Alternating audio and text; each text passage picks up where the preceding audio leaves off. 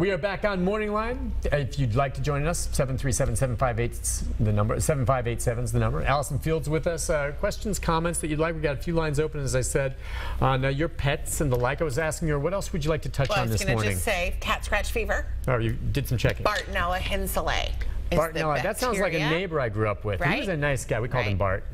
And it is an infection of the lymph nodes after a cat scratch or a cat bite if they have the bacteria Bartonella henselae. Rare, though. What did you say, 200,000 a year? 200,000 cases in the United States last year. It mostly affects small children and up to the teens, mainly, I guess, because they're the ones that are picking up cats and what would you say, just off the top of your head, is the most frequently transmitted illness from an animal, a pet, to a human?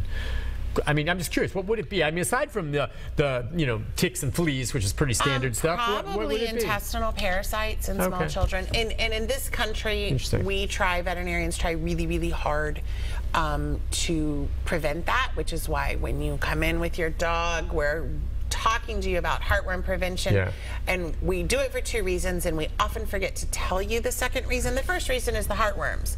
Protect the dog. The second reason is that almost all of our heartworm preventions these days carry intestinal parasite control.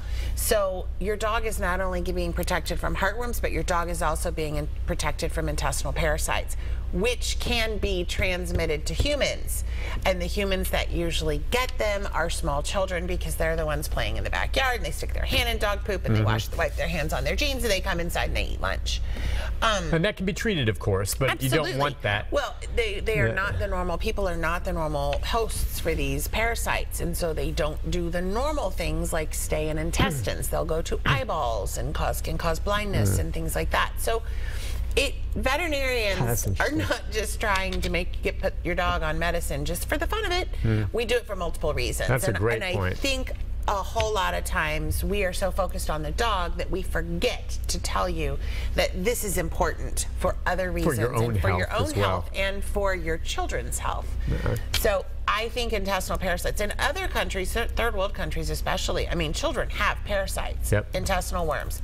I mean, they go and deworm these children. We live in such a industrialized country, and we have such good health care that we don't really think about that anymore. It's off the radar. But it can happen. Absolutely. It can definitely. Good point. That's an excellent point about heartworm and why you should do it. Let's go next to Reagan. Hi, Reagan. Good morning, Reagan. Hello. Hey, how can we help you? Yes, this is kind of a I don't know if it's a vet question or not. So we have three dogs, and one is a pit bull and one is unknown. They were dropped off at our doorstep a long time ago. And then we have a little Jack Russell. The Jack Russell and the pit bull like to fight and argue a lot. I was wondering if there's if we keep them separate, any. Are they neutered? Yes, ma'am. So everybody's been neutered and spayed? Yes, ma'am. Okay.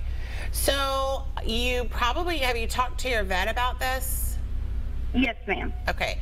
So there's some things you can do keeping them separate. There is a veterinary behaviorist in town, maybe two, I can't remember, but you'll need a referral from your vet to get an appointment with them, and they do cost a bit of money, but the veterinary behaviorist is nice because she can prescribe medications, anxiety meds, things like that may help while you do some behavior modification.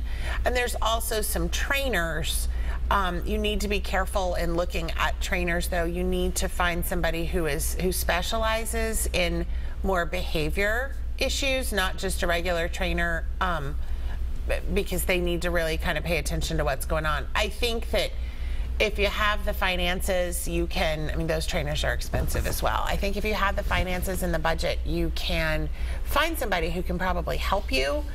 If that's not the case, then you may just need to resort to keeping them separate. Yeah. Does it sometimes happen when food's out, or when does it happen?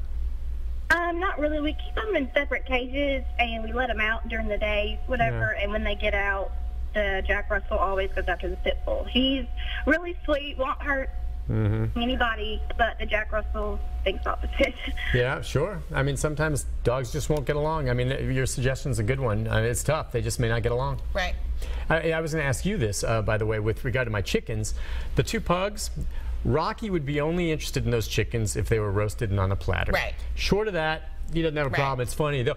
My pugs kind of rustle those chickens, and the chickens just look at them. And Betty goes up and sniffs their butt, trying to figure out what kind of dog they Right. are. Now, Juice is a little different. I've been out with a leash with him, and when he sees him, he wants to go after him, which is, you know, I guess to some degree natural for a beagle.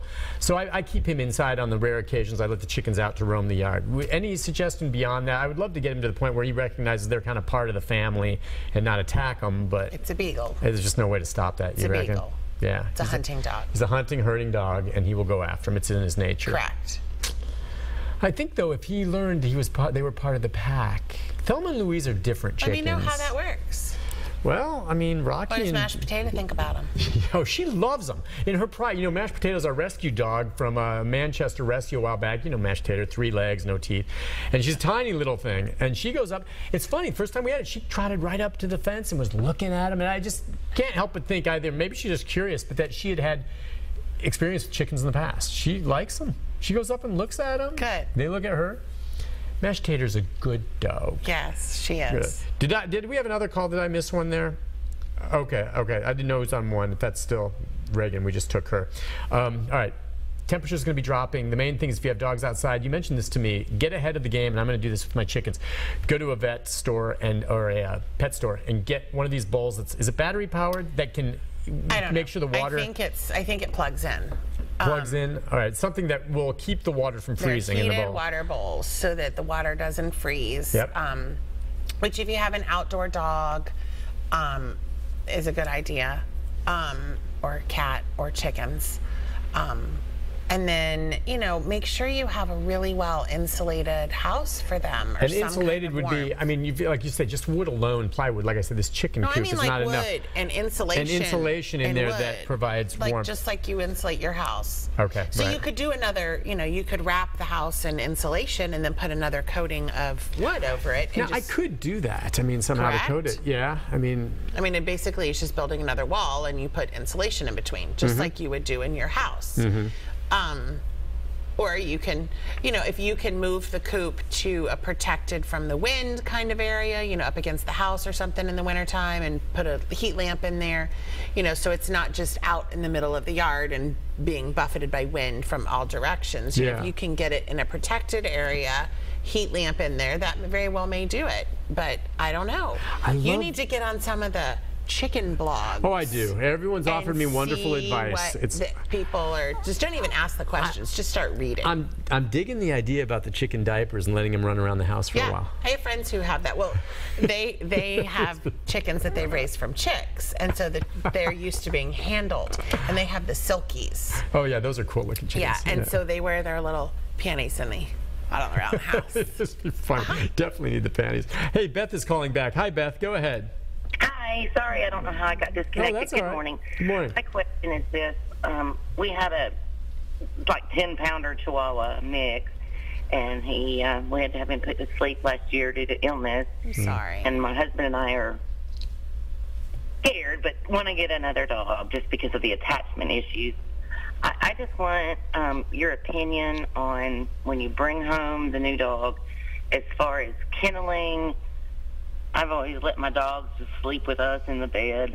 It was just a little bitty thing, but I think that crate training helps house train a dog. I don't think the dog has to live in the crate for the rest of its life.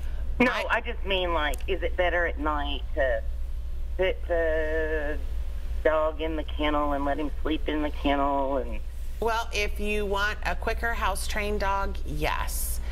The other thing about the kennel is that if the dog can jump off the bed while you're sleeping and it doesn't wake you up doing that, it's like having a toddler running around the house, which you don't want. A, for the toddler's safety, and B, for the safety of your home.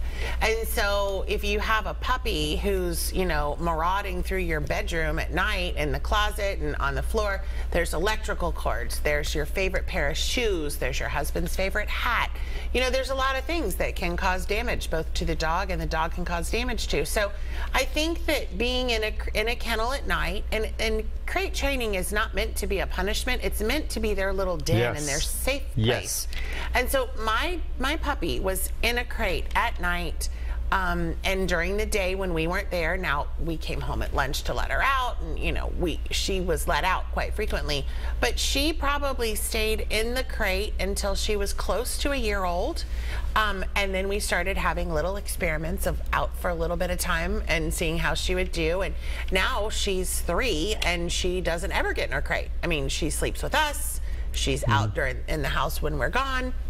So it was more of a training asset that really helps you house train a dog, and can help them learn not to chew on the inappropriate things. I think that's great. So yes, I do recommend it. I like what you said about it's their place. Rocky and Beetlejuice both have these, they sleep in them at night. And for the very reason you said, they could roam around and wake people up. But also, it's like some days, you know, I'll be like, where the heck's Rocky? And, you know, because we leave him open. Right. He'll just go sit in his, this is their safe place. If there's thunder or lightning, if we're not around, Juice goes into his kennel. And it's not even locked in, but that's his place. And they like it. That's their secure place. So they go in there. That's where they get treats sometimes when they go in there.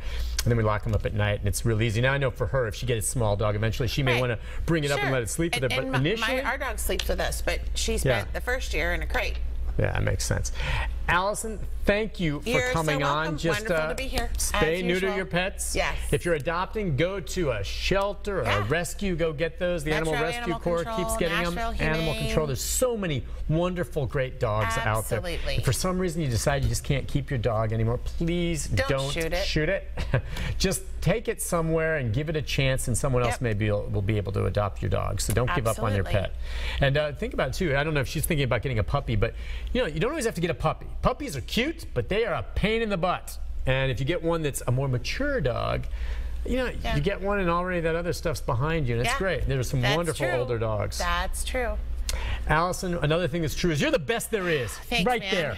It's good seeing you. We'll see you again in about a month, okay? Yeah. All right, take a break. Be back with a programming note about tomorrow right after this. Stay with us.